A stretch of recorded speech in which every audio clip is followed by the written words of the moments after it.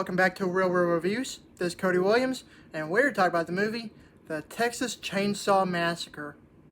This movie in particular is a reboot of the classic 1974 flick that shocked audiences everywhere. No film can ever match the quality of the original, but this darker and grittier take, I would say, is just as good. I appreciate the fact that it's not a shot-for-shot reboot and changes things up to give a whole fresh new experience that is equally frightening and enjoyable. Driving through the backwoods of Texas, 5 youths pick up a traumatized hitchhiker who shoots herself in their van. Shaken by the suicide, the group seeks help from the locals, but their situation becomes even more surreal when they knock on the door of a remote homestead. It's quickly apparent the residents are a family of psychopaths, and the unlucky youths suddenly find themselves running for their lives. In hot pursuit is a disfigured, chainsaw-wielding cannibal known as Leatherface. When I first saw this movie in theaters years ago, I have to say that I was pretty impressed by it.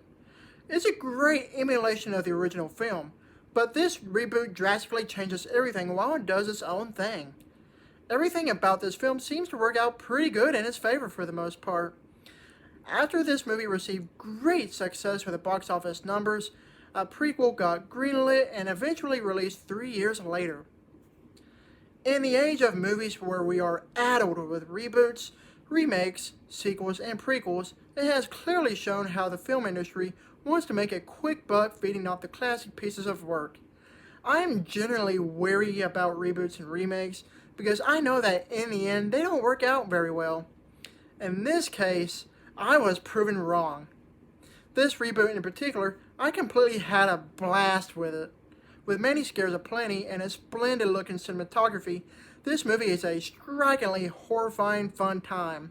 With the rustic Texan scenery, the deteriorated interior set design, along with some great camera work, this movie is simply beautiful to watch. What I really appreciate this movie for is how much it predominantly pays tribute to the original film. Remember how grainy the original movie was filmed and made the movie feel like you're watching a snuff flick? Well, this reboot has an overlay with dirt and grain to evoke the same feeling. Just like the original film, this movie has minimal to almost no use of blood depending on the scene. Even much so, there is an overabundant reliance of creepy visual imagery to unsettle the viewer, like the original movie did. There's nothing quite like watching a horror movie for the first time because you have no idea where the scares are going to pop out. This movie in particular, there are plenty of jump scares. Some of them might be fast scares, however there are a high amount of scares scattered throughout. I don't mind jump scares, but this movie heavily relies too much on the scares with a loud soundtrack that accompanies. By the time you get to the end of the movie, it starts to become annoying with that aspect. Where the movie shines is with the acting by everyone. Besides Erica Leerhsen, Jessica Biel, and David Dorfman, I'm not familiar with the rest of the cast. Jessica Biel is astounding as a main lead. She's not as great as Marilyn Burns from the original, but Jessica Biel does pretty good in her own way.